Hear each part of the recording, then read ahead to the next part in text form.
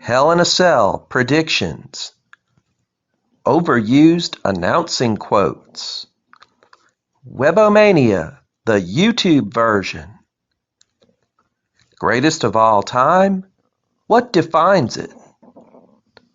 Mount Mania, 4 cornerstones of wrestling history.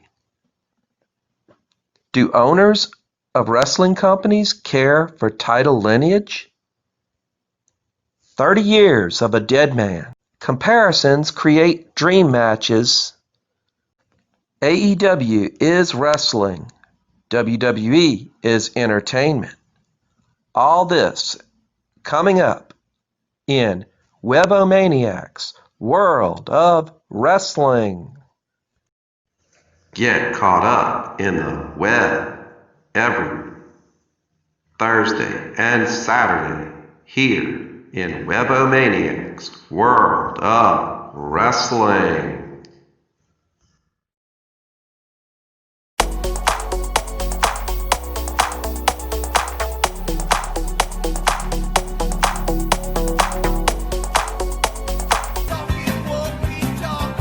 What are you doing? You're supposed to meet me out front. It's And I'm here at your doorstep with the World Heavyweight Championship. wow, that's strong, brother. He's got Hulkamania wristbands on. Sign on the dotted line. I will, brother. And surrender the title to me. Whoa! Wow. What?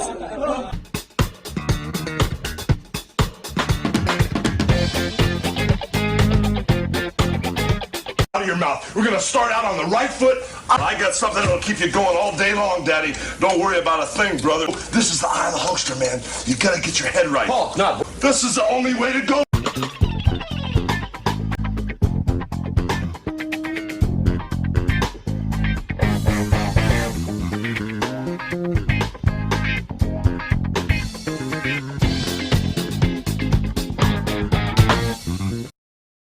To Webomaniacs World of Wrestling.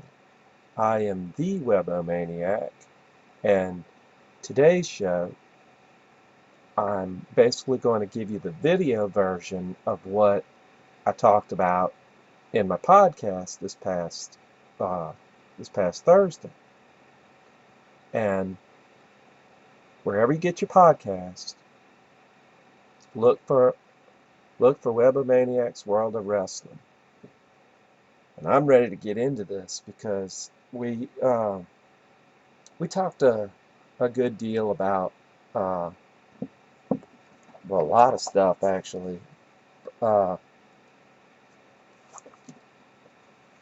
one of the things what we're going to talk about here is I'm going to give you my Hell in a Cell predictions as Hell in a Cell presented by WWE.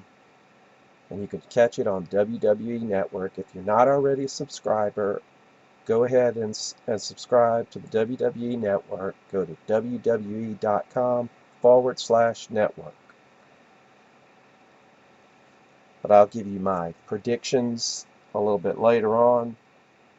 I want to talk about the topic of overused announcing quotes in wrestling in general, but more so, and I'm not trying to knock you here, WWE, but the announcers are what the announcers are, and they can only go by what they hear in one of these, like I'm recording here. When they're on the air, they're having to listen to just one person, and that's of course Vince McMahon. In some instances it'll actually be Triple H, because he'll be over at the what's known as the gorilla position, and they dubbed that after the great Gorilla Monsoon, rest his soul. Overused announcing quotes. Certain times announcers tend to, when they're calling the action and everything, as I said, they're having to listen in on these headsets like you see before you, and they're listening to what's being told to them. So no fault of individual announcers, but I think it's actually time to come up with better words than vintage this or vintage that, or uh, just another one would be, oh, he's sending a message. Sending a message when after putting a real big hurting on some guy or something, he's sending a message. Um, we use social media to send messages, folks. That's basically what I got to say about that. But as far as these overused quotes and everything, I just believe um, when you're a fan and you're listening, you want to hang by what the announcer's telling you. In the play-by-play, when you're a fresh new wrestling fan, think of it like this. If you're a fresh new wrestling fan and you actually uh, need to understand what holds are being applied and everything, how are you supposed to know that that's a Boston Crab? How are you supposed to know that that's an STF lock?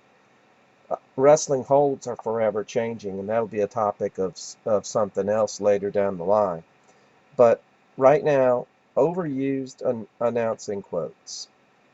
Uh, I just, I don't get it. I don't understand why we have to have this, but I wish we could get something a little bit better. And you're watching it right here in Webomaniacs World of Wrestling, right here on YouTube. In my podcast, I plugged my YouTube channel, so in my YouTube channel, I will plug my podcast. Catch me on Thursdays on wherever you get your podcast. You can get it from Apple, Google, Spotify, Anchor, Radio Public. Wherever you get your podcast, check us out on Thursday, because we cover a lot of the same things we're going to be talking about here. But one thing about this channel that's going to be um, just a little bit more entertaining for you is I'm going to include in this a little bit later on. You're going to see video of the actual wrestlers' entrance themes when you're seeing them on the big Titantron and they're coming through and everything. Stay tuned for that. That's going to be something good. And when we come back from this break, we're going to talk about the GOAT, the greatest of all time. You have your picks, I'm sure. But when we get into the topic, you'll understand more about what we're talking about. And that'll be right after this. Folks, if you haven't checked out Hogan's Beach Shop in Clearwater, Florida, and Orlando, Florida, you're in for a real treat. So go check out Hogan's Beach Shop at hogansbeachshop.com. You can see everything from the red and yellow of Hulkamania to the black and white of the NWO and Hollywood Hulk Hogan. Everything from t-shirts, bandanas, cardio weight belts, replica belts, even already autographed belts. You need to go check out Hogan's Beach Shop. It's an awesome, amazing site. I've been there myself. And Ron out there, he's a great guy. I just wanted to give this plug in my broadcast as So go check out Hogan's Beat Shop, both in Orlando and Clearwater, Florida. Hogan'sBeatShop.com. and we're back. Greatest of all time. What defines it? Many people have their greatest of all time that they like to talk about. I mean, it's no secret back there. You can't tell mine is Hulk Hogan. Uh, but to me, what what would define greatest? Well, first of all, being that this is a YouTube channel here, and also for my podcast, I encourage my audience, you, to actually get up at me. I want not confrontation, but I want a clear, crisp conversation about professional wrestling. Um, the one thing that differs on my podcast as well as on my YouTube channel here is the fact that you're getting this from the opinion of just one wrestling fan. I'm not with a lot of networking of having the stars drop in on my podcast or something like that. That would be kind of glorious, if we put in the Bobby Roode glorious, um, like that. But getting back to this, greatest of all time, what defines it? I'd like to know from you. Write me on my Twitter or my Instagram at Webomaniac 211. That's at WEBOMANIAC 211. Well, what defines it for me, and you can feel free to disagree on this, is a wrestler needs to be able to draw. No, not with a pencil. No, nothing like that. But to draw a crowd, draw seats, draw people into those seats. Well, with this times that we're in, as we can say, some of them doesn't even want me to say the word COVID, but I will. COVID, Corona, beer, you take your choice, whatever it is you're going for there. But uh, a wrestler needs to be able to draw in a crowd and draw in the money and everything. You also need uh, those championships. The amount of championships, when you think of number of titles, and I can point to this one over here, right there, the ones that were held by Ric Flair, dirtiest player in the game, obviously. Uh, but number of championships would also determine greatest of all time. And it doesn't even have to be as many as Ric Flair. You could have one title reign and have it last longer than others did or something, and that's yet to happen because as history records, some champions went years with the title than with not. Um, then, in my opinion, only in my opinion, you need a cheat to win mentality.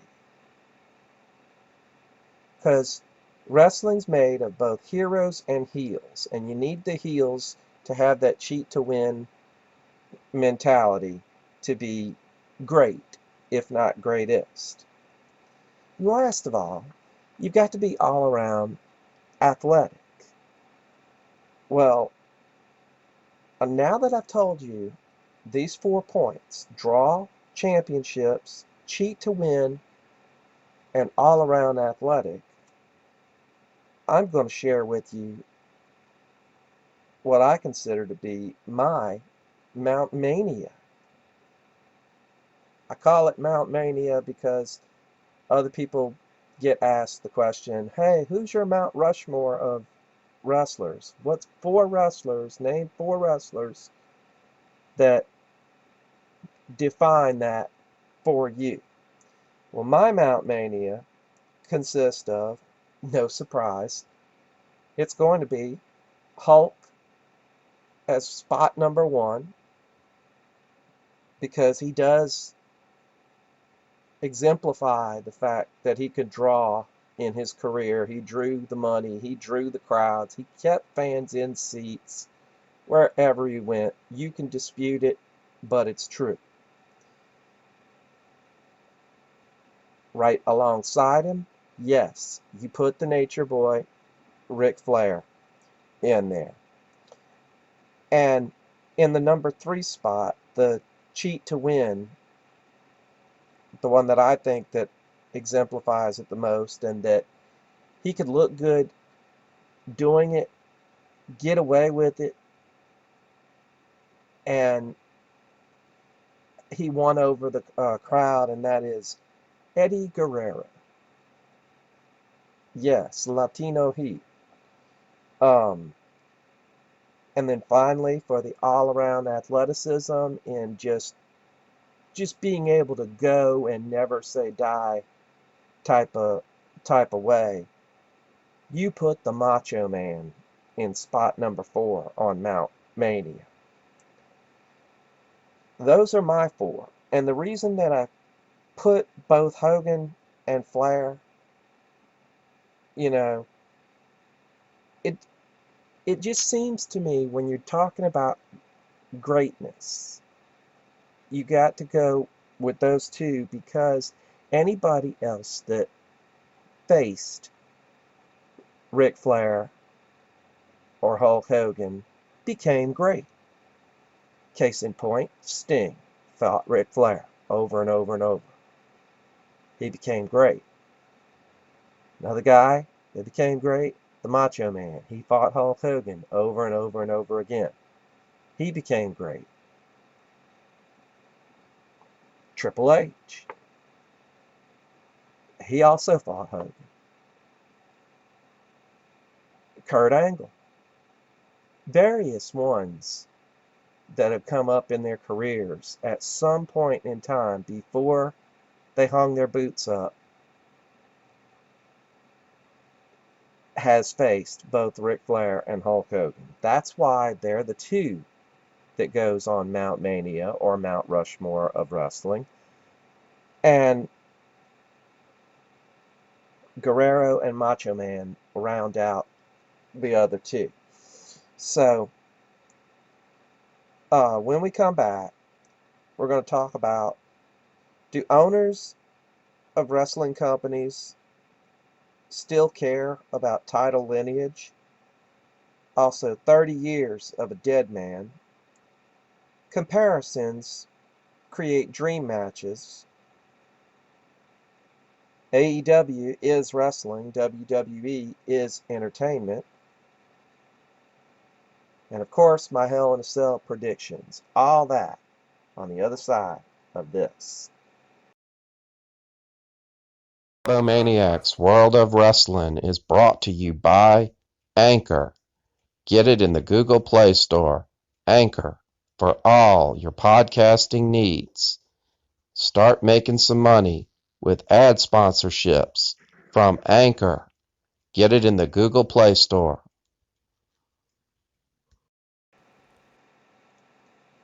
Welcome back.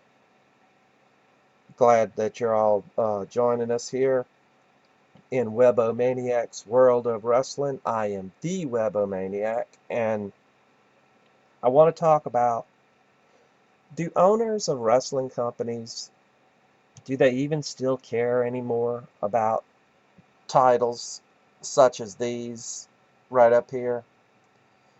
And just an editor's note here, that title to me is in fact the best design and needs to actually be implemented back in And if it was done so, I do believe fans would rally more so back to WWE. Because as we're going to discuss a little bit later on, how AEW is actually on top in this ratings war. They really are. But do owners of the wrestling companies, do they care for those titles and the lineage that it took to get to what those titles actually mean? Well, first of all, you have to become uh, aware of what it actually means to appreciate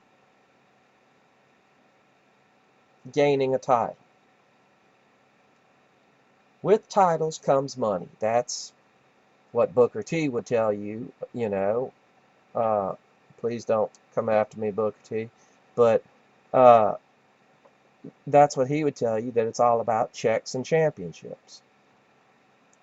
To some, that's what they get into business for, so that they can actually make the money.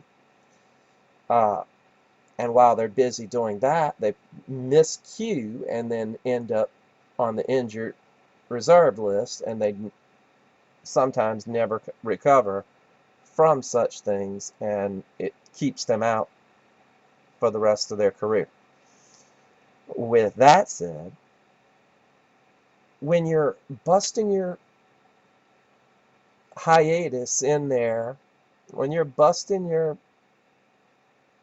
tail out there in the ring, because both on my podcast and on my YouTube channel here, I'm one that's not going to sell these dirty words like a lot of other people do. You know, uh, you can love the Attitude Era all you want. I'm not in any way trying to stay with a PG or even G rating or something, but I am keeping a form of open communication and respect. And that's what you'll get right here in Webomaniacs World of Wrestling. Catch it every Thursday and Saturday. As Thursdays, you can catch the podcast, Saturdays right here on YouTube. And returning to the topic, I read an article in which Vince McMahon actually said he doesn't care about the Intercontinental title. When asked about it, that was his response. And that just, that hurts coming right from here, because when you hear announcers say, and this goes on what I was saying about overused quotes, and they dullify the meaningfulness, the shining examples that these champions are and were, and when they repeat certain phrases,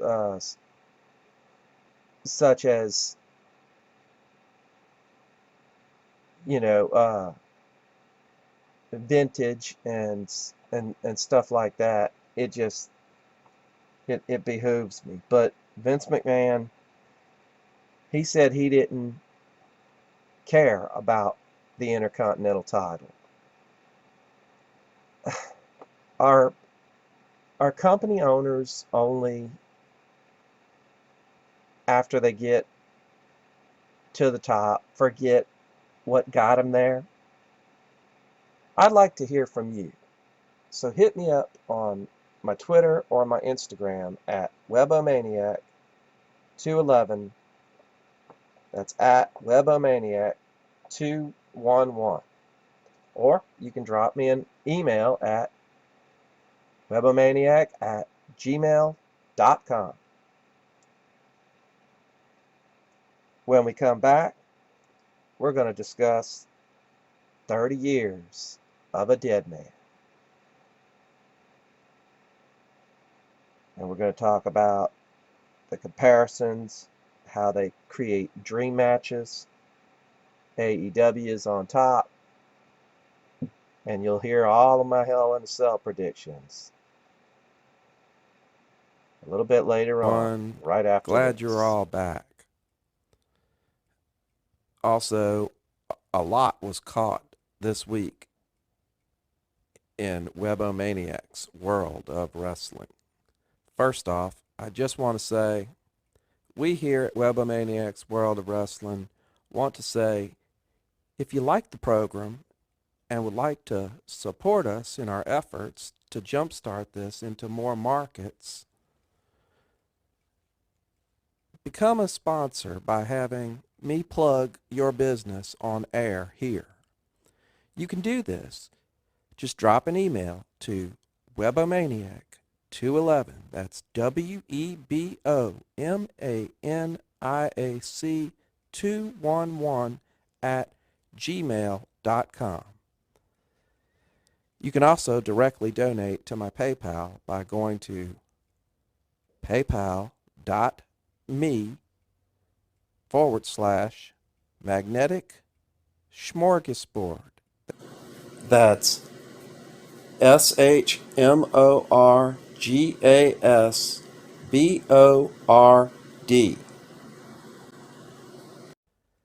Now, I also like you to know that Webomaniacs World of Wrestling is brought to you by Anchor. Anchor provides you tools of the trade in podcasting. Yes, The Undertaker's gong. 30 years of a dead man.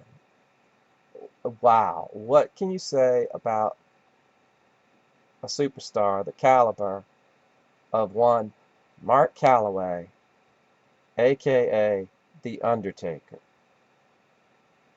And this is something that a lot of people tend to fail to understand. After you've established yourself as a star and you've got that label placed on you, you are who the fans say you are because that's who they wanted you to be. Mark Calloway, if you had to follow his career, you had to start all the way back into CCW. And it was quite a ride. And WWE is geared up and uh, already in progress here as they've been showcasing all the past matches and everything of The Undertaker, as well as you'll hear him on the Broken Skull Ranch with Stone Cold Steve Austin. You can catch that on the WWE Network for $9.99. And all you got to do is go to WWE.com/network. But The Undertaker, uh, there's a lot more to him than just being this badass and being this slow drag walker to the ring or something. I mean, I followed his career even whenever he first started in WWE, and he started with the body bags of beating up opponents and sticking them inside body bags. You don't see that really too much more here in pro wrestling. However, I will say this, that over on AEW, from where I tuned in, I saw a wrestler by the name of Darby Allin, who's trying to be sort of like a darkish character. In no way, and he's in any way going to touch the boots of one Mark Calloway, The Undertaker. That's just not going to happen. But uh, that leads me into talking about my next topic, but I'll get into that in a little bit here. I just want to finish up and talk about the 30-year career of the dead man. They're, uh, like I said, they're gearing him up because it's up to him whether or not he wants to wrestle again, and it's up to him Uh, and he's planning on, from the way I understand it, there's going to be the 30-year event of Survivor Series coming up this November, and just sure as the day that he had started, they're actually going to going to possibly end his career on that same date. So, uh, I mean, wow, it it would be a lot better if more fans could attend, and I mean really attend, not be in boxes inside this so-called COVID WWE universe. That's what I'm calling it, because yours truly, I tried to actually get in to that, and I got the email, I got the notification telling me my link, telling me not to click that link until a certain time, my call time. I waited till my call time, and you know what I got? I got told that the WWE Thunderdome was filled to capacity, and thus I couldn't get in. So, uh, if you were a fan and you had to buy tickets to something like that, wouldn't you be just a little bit upset? And I think someone like Mark Calloway, The Undertaker, deserves a little bit more than just on screen. I mean, I mean, the way the way they're doing this, fans could disappear better than Undertaker could when the lights went out and came back on and he was gone. That's just that's one aspect of the Undertaker a lot of people are going to remember. What is the one thing that you remember most about the Undertaker? Hit me up on my Twitter or my Instagram at Webomaniac211. That's at WEBOMANIAC 211. And now we're going to talk about the comparisons that create dream matches. And that's just like what we were talking about with Darby Allin and The Undertaker. Uh, and just anything one is doing, the other is doing. And fans tend to make this tendency of making comparisons. I try my best not to.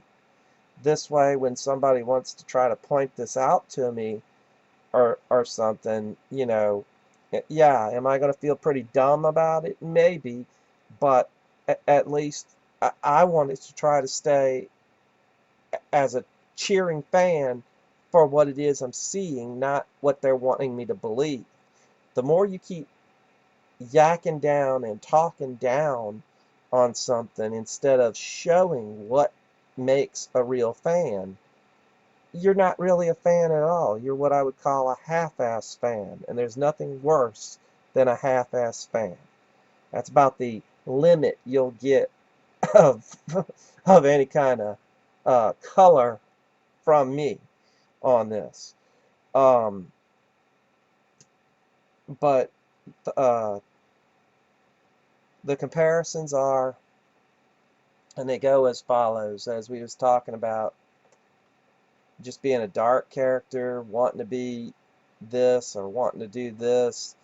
Uh, Dark Order in AEW and Retribution in WWE. You could make the comparisons, you know, but I was watching AEW this past Wednesday, and yes, I'm a wrestling fan, okay? Yes, I've got all this WWE merchandise stuff and everything, but I am all in all for professional wrestling, not necessarily all entertainment. And I will tell you, as far as AEW went, they had this guy, and they were the guy's name is Wardlow. He happens to be sort of like a bodyguard figure for one of the other wrestlers who goes by the name MJF, Malcolm Jacob Freeman. Uh, and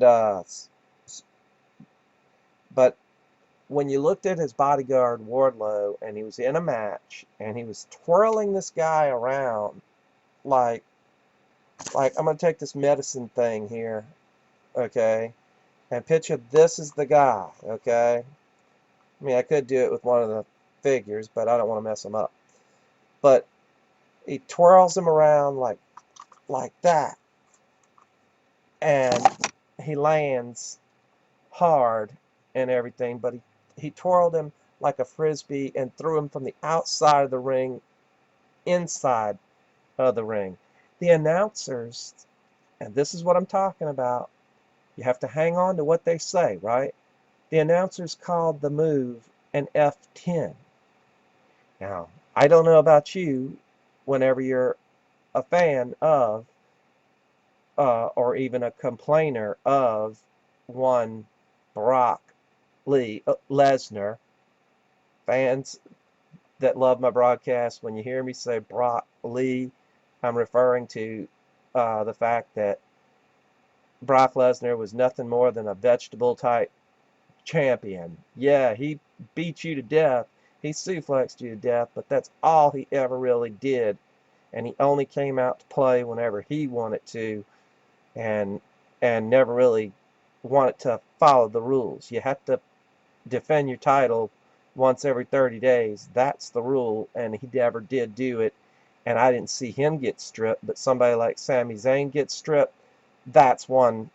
That's one for the books or whatever. And if Mr. Zayn, if you're listening, if you'd like to get on this program, drop me an email. Any of you can drop me an email. It's simple.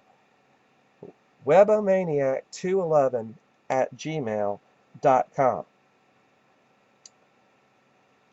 But that character, Wardlow, like I said, it reminded me of Brock Lesnar. And when you looked at both of these guys for the strength that they have and everything, it forces a fan like me to actually come up with dream matches. Who wouldn't want to see Wardlow and Brock Lesnar to test their limits? I for one certainly would. Well, as we come back from the break here, I'm going to tell you how AEW is on top, and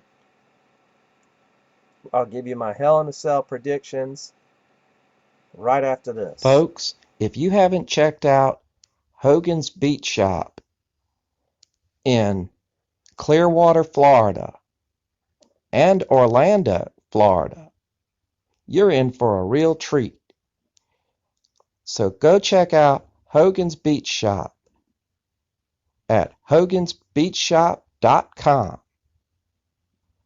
You can see everything from the red and yellow of Hulkamania to the black and white of the NWO and Hollywood Hulk Hogan. Everything from t-shirts, bandanas, cardio weight belts, replica belts, even already autographed belts. You need to go check out Hogan's Beach Shop.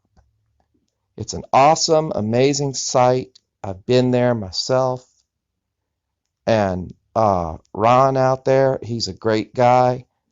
I just wanted to give this plug in my broadcast as so go check out Hogan's Beach Shop, both in Orlando and Clearwater, Florida. hogansbeachshop.com. Back to Webomania. And we're back. AEW, to me, is professional wrestling. It is what I would consider WCW used to be. I, for one, never had to complain about WCW being any kind of a joke or anything like that. But I digress on that. But AEW to me is it brings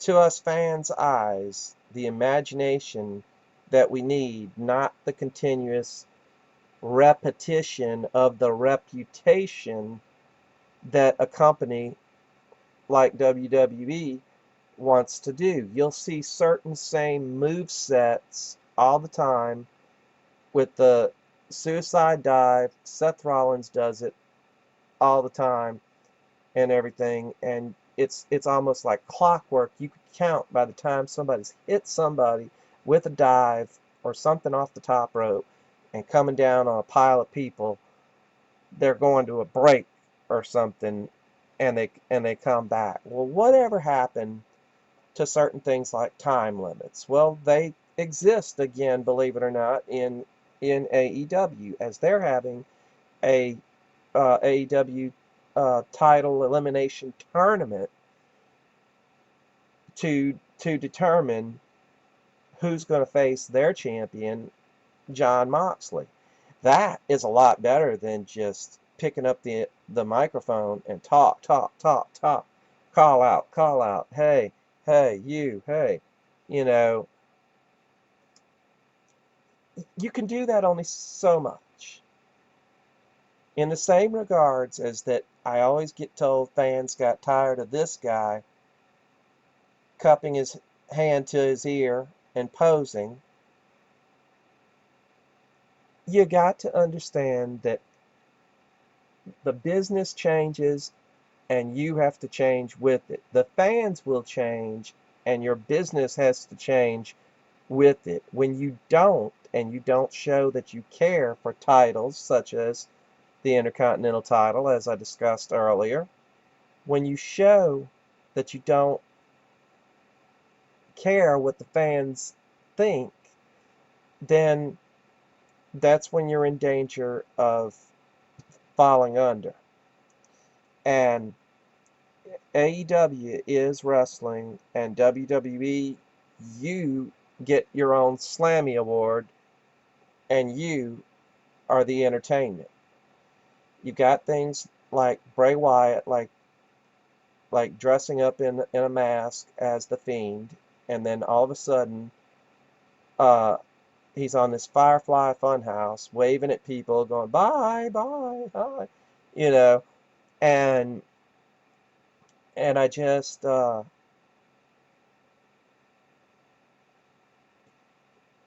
there's many other forms of different types of entertainment going on there, but I will say this: AEW needs to stop looking at what WWE does and just roll along and do their thing. That's what they need to do. Fans will stay interested or not, and that's what gets them to change channels. One of the things that got them to change the channels back in the day, of course, during the Monday Night War, was them actually giving away results of their competition. That was wrong, and I bet that doesn't get repeated for this. But WWE is entertainment, but they also exemplify good wrestling talent that I feel gets underutilized. And certain ones, when their contracts run up, they're going to go to AEW. They're going to their competition. Just this past week, just yesterday, on SmackDown, Chad Gable said he quit after the Freak, Lars Sullivan, did him in a match. But he says he's not quitting. He led you to believe that he might quit and go somewhere else. Wouldn't be a bad idea to run from that guy, Lars Sullivan, I will say. Uh, it, if I was in your shoes, Chad, I myself would probably be heading to AEW, and as a fan, I'll head to AEW because they are what I would consider the best in professional wrestling. But the ones in entertainment is in fact WWE. And with that, they're actually going to go to hell. That's not cursing. No, no, no. That's basically plugging their upcoming pay-per-view that happens tomorrow on the WWE network. Catch it for $9.99 a month. Sign up at www.com/network. Hell in a Cell. Well, I'm first going to tell you the matches, and then I'll give you each one at a time my predictions. This should be good. Okay. The Hell in a Cell card consists of Drew. There's 3 Hell in a Cell matches. 3 matches will take place within inside the surrounding steel structure known as Hell in a Cell. Well, uh, for the WWE Championship, you're going to see Drew McIntyre versus Randy Orton. And will Randy Orton gain his 14th championship? So we have Drew McIntyre versus Randy Orton. Roman Reigns versus Jey Uso. He's going to be in an I Quit match. And those consequences are that if, in fact, Jey says he quits, Roman says that he'll put him pretty much out of the family and essentially ignore him. Bayley versus Sasha. A long time coming on this one between these two. And they're going for the SmackDown Women's Championship inside that structure.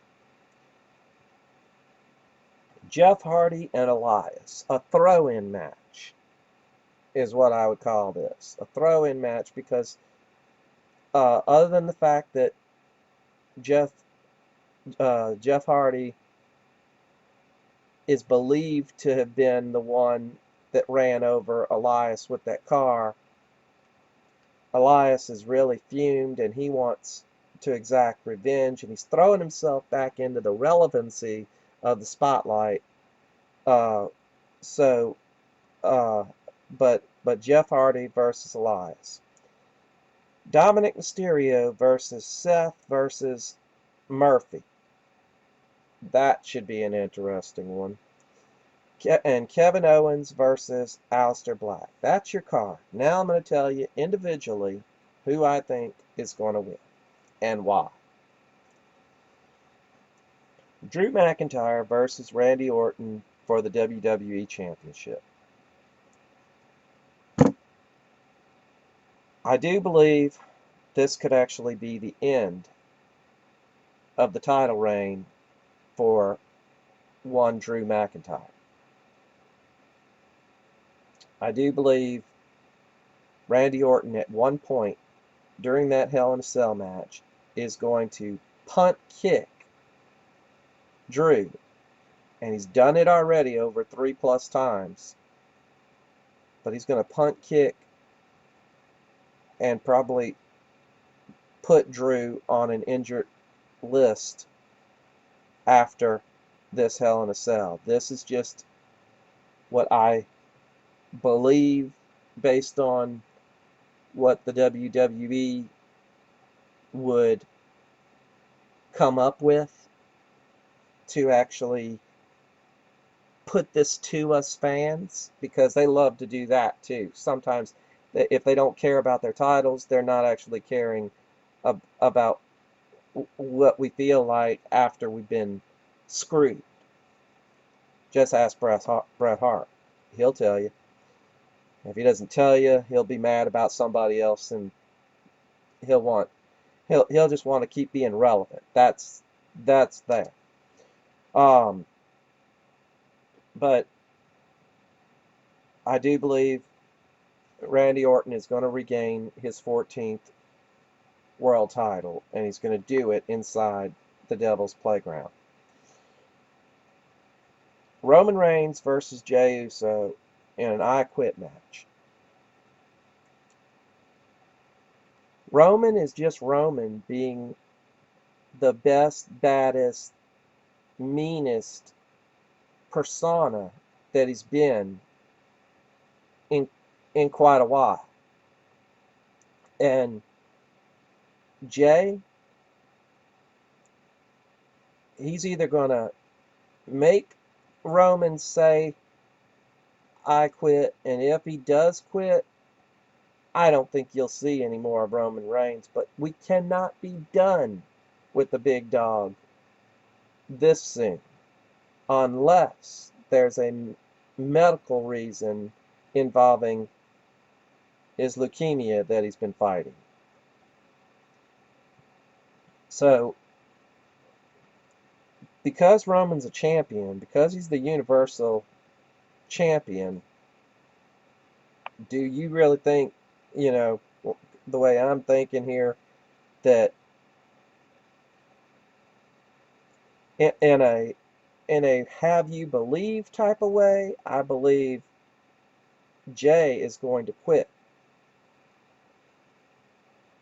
But in light of what can happen with Roman's health, Jey could step it up, and you might even see an Uso inside underneath the ring. That could happen too. Um, Bayley versus Sasha. As I said, this was a long time coming, almost over a year to be exact, because you had announcers like Corey Graves always. This is another example of repetitiveness in announcing, where he's just always been waiting for the boss to, Sasha Banks to attack Bayley. Bayley beat her to the punch and fooled everybody, including Graves. Catch Corey Graves' podcast after the bell. You'll enjoy his podcast as well as I hope you're enjoying mine. Um, but Bayley versus Sasha. Bayley's been holding on to that title, and it's already exceeded a year, and it's approaching the record thereof of one Nikki Bella. Could you possibly see Bayley losing that to Sasha? Sasha, you have to understand, gets titles, but doesn't necessarily have it within her to hold on to those titles. And it's true, it's sad, but I see Bayley pulling out something and targeting Sasha's neck for what's been happening. So Sasha's neck will be a factor in this one, but I do believe Bayley will retain to continue her reign as SmackDown Women's Champion. Jeff Hardy versus Elias. As I said, this is a throw-in match. But who would I think would actually win it? Based on the reception that Elias got, and the man can sing. He can sing way better than the Honky Tonk Man. I can tell you that right now. Um, and he can play the guitar too. So anytime you heard Honky Tonk Man singing, I pick a mean guitar, I wear a blue sweat, yeah. So I'm going with Elias in this one. Jeff Hardy, as as documented as far as uh, like with his brother Matt. They're just two guys that are no longer kids, and their bodies are really taking a tumbling on this. So I'm looking for Elias to pull this one out. Now, Dominic Mysterio versus Seth versus Murphy. The way the storyline's been going here lately, you've had Seth and Murphy going at each other when Murphy turned against Seth. But have we seen something like this before? To my knowledge, and WWE owns the WCW library, look it up. It was Arn Anderson versus, and you had Dustin Rhodes as his partner going in. And what did he do when it was time to make the tag? He turned his back. He was like, "Yeah, I'm gonna do this. I'm gonna do this." And then all of a sudden, when his back was turned, bam, he got DDT'd. So what I'm looking for in this is Dominic is basically going to be a victim of Seth and Murphy, as Seth and Murphy lead you to believe on camera in the lead up to this that they're fighting at each other at tooth and nail as cats and dogs. But I do believe Dominic Mysterio is going to be the victim in this, and Seth is going to come up your winner out of that triple threat inside Hell in a Cell. And finally, Kevin Owens versus Aleister Black. Kevin Owens has been wanting to step up his game and still go back to that fight Owens fight mentality that brought him to the dance, but he doesn't have it in him. Excuse me, he doesn't have it in within his confines to actually pull something like that off. And based on what's been happening with Aleister Black, Aleister's becoming more relevant and more realistic in what he's doing, because both these guys have been picking each other for a fight for a long time. This is going to be a toss-up, but I go with Aleister Black in this one. Those are my predictions. You've heard it all here first, right here in Webomaniacs, World of Wrestling.